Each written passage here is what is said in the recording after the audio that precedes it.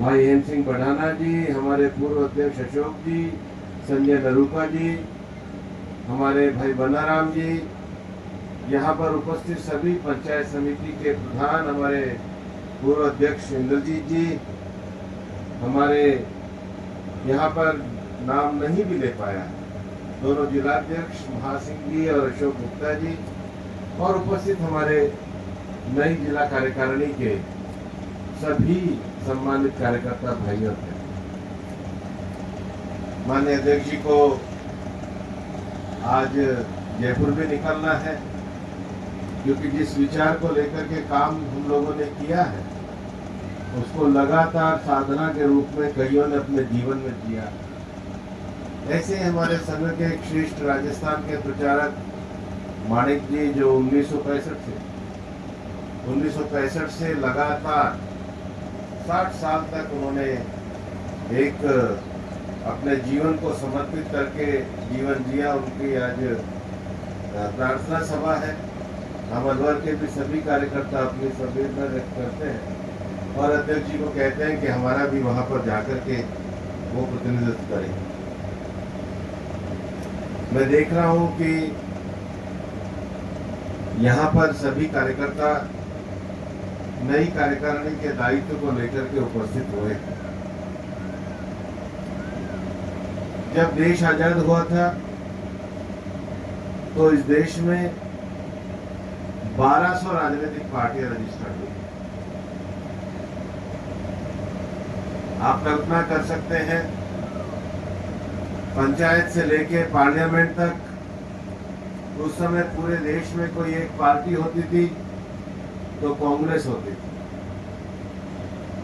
और उस समय जब 1952 के चुनाव हुए तो हमारी पार्टी को केवल 3 सदस्य जीत करके आए, 2 बंगाल से और एक उस समय सीट होती थी चित्तौड़गढ़ और रतलाम को मिलाकर के एक सीट, वो राजस्थान से।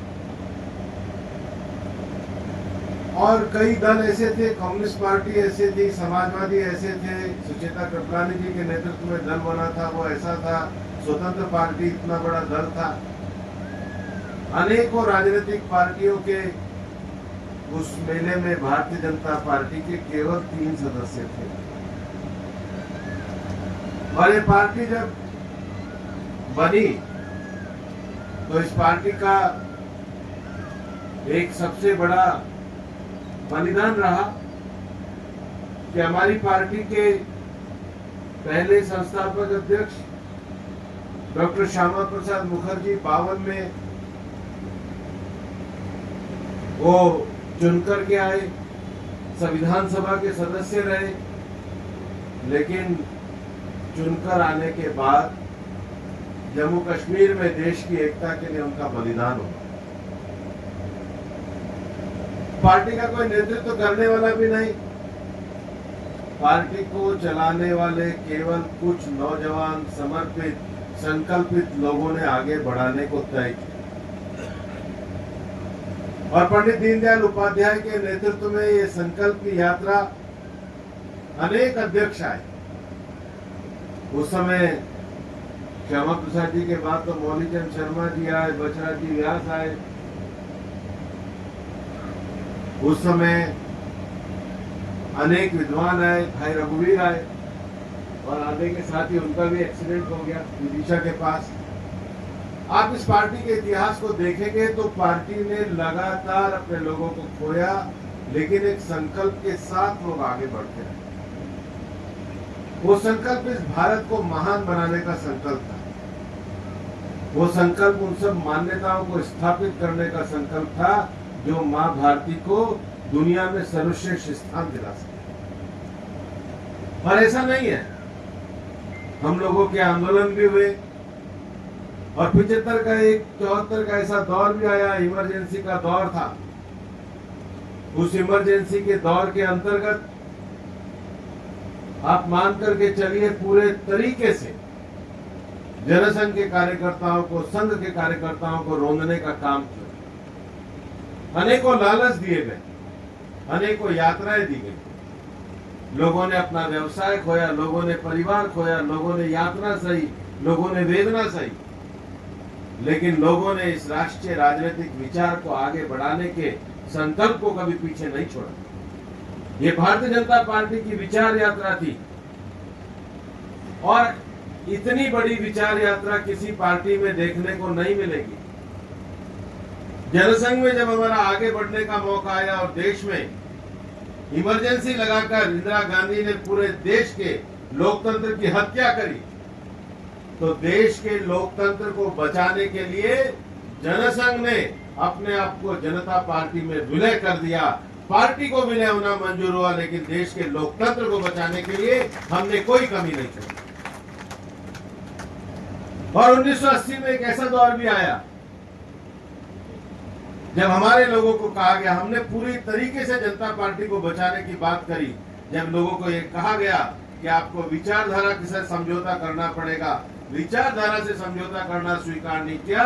भारतीय जनता पार्टी का जन्म अप्रैल 1980 में मुंबई में अटल जी के नेतृत्व में, और उस समय भी हमारे 2 सदस्य 1984 में जीते थे, लेकिन अटल जी के वो विचार, वो पंक्तियां हमारे मन में हमेशा रहती थी कि अंधेरा छटेगा, सूरज निकलेगा और कमल खिलेगा। आज हम जिस जगह पे आकर के बैठे हैं, जिस जगह को आज हम पूरे सभी कार्यकर्ता, माननीय मदन जी बहुत सही कह रहे थे, हमें एक मान सम्मान आज सब जगहों पर मिल रहा है, लेकिन कभी भी भारतीय जनता पार्टी के कार्यकर्ताओं को ये नहीं भूलना चाहिए कि ये मान सम्मान मेरा अकेले का नहीं है, ये मान सम्मान कोई मेरे में गुण है इस कारण नहीं है, ये मान सम्मान उन हजारों कार्यकर्ताओं की तपस्या के आधार पर मिला है, जिन्होंने अपना जीवन समर्पित करके इस पार्टी को खड़ा किया।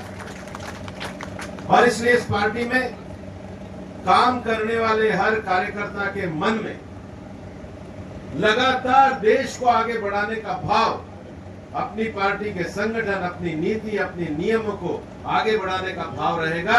तभी जो आज हम प्रधानमंत्री जी कहते हैं कि 2047 का विकसित भारत बनेगा, तभी विकसित भारत की यात्रा पे हम भारत को आगे ले जा सकेंगे। कोई कल्पना कर सकता है? कांग्रेस ने समाजवाद से लड़ाई शुरू करी, पूंजीवाद पे आए, विश्ववाद पे आए, दुनिया भर में विचारधारा बदलते रहे। किसने कल्पना करी कि एक पार्टी के राष्ट्रीय अध्यक्ष ने अपना बलिदान कश्मीर की एकता के लिए दिया। 60-70 साल बाद वो पार्टी केंद्र में सरकार में आई और कश्मीर में 370 को समाप्त करके एक करने का काम हमने किया। हिंदुस्तान के इतिहास में किसने सोचा था कि भारत अपनी इतनी क्षमता प्राप्त करेगा कि दुश्मन अगर आतंकवाद करेगा तो 150 किलोमीटर अंदर जाकर उनके सैनिक हवाई अड्डों को ध्वस्त करने की ताकत ये भारत रखता है। किसने कल्पना करी थी कि 500 साल पहले इस देश के मंदिर को इसलिए तोड़ा गया कि वो देश के लोगों का आराध्य था। कितनी बड़ी लिटिगेशन को हम लोगों ने लड़ा है, किस तरीके से कांग्रेस सरकार के अंतर्गत एक चीज में रोड़ा अटकाने का काम किया गया, लेकिन हम न्यायालय में भी जीते और 500 साल पुराने समस्या को समाप्त करके सद्भाव से राम मंदिर को स्थापित करने का काम ये हमारी पार्टी ने। अभी सिंदूर ऑपरेशन पे पार्लियामेंट में बहस हुई, हमारी कुछ लोगों की छोटी टीम बैठी हुई थी, सबका ये विचार चलने लगा कि संसद की बहस का आप क्या अर्थ लगाते हो। हमने कहा कि संसद की अगर आपने पूरी बहस देखी हो तो पक्ष और विपक्ष एक चीज जरूर कहता था कि जी आपने ऑपरेशन सिंदूर सही किया, कम किया, ज्यादा किया, ये अलग बात, वरना पहले 10 साल इस देश में देखा था, कभी बंबई में बम विस्फोट होता था, कभी दिल्ली में बम विस्फोट होता था, कभी जयपुर में बम विस्फोट होता था, और जितना बम विस्फोट होता था हम केवल पाकिस्तान को डोजियर भेजा करते थे, फोटो भेजा करते थे। अब अगर बम विस्फोट पाकिस्तान की तरफ से होता है तो हम गोला भेजते हैं और उसको नेस्तनाबूद करने का काम करते हैं। कितना बड़ा षड्यंत्र हम लोगों ने देखा। 10 साल के कांग्रेस के शासनकाल में हिंदुओं को आतंकवादी कहने की बात की और मालेगांव का झूठा केस लगा करके 17 साल तक हमारे लोगों को न्यायालय के चक्कर लगाने पड़े, और आज न्यायालय ने कहा है कि सारा केस झूठ की बुनियाद पर टिका हुआ। कांग्रेस ने पूरा शासन झूठ की बुनियाद के आधार पर किया। और इसलिए दोस्तों, हम कोई किसी को कहने के लिए, किसी को कमजोर करने के लिए काम और राजनीति नहीं कर रहे।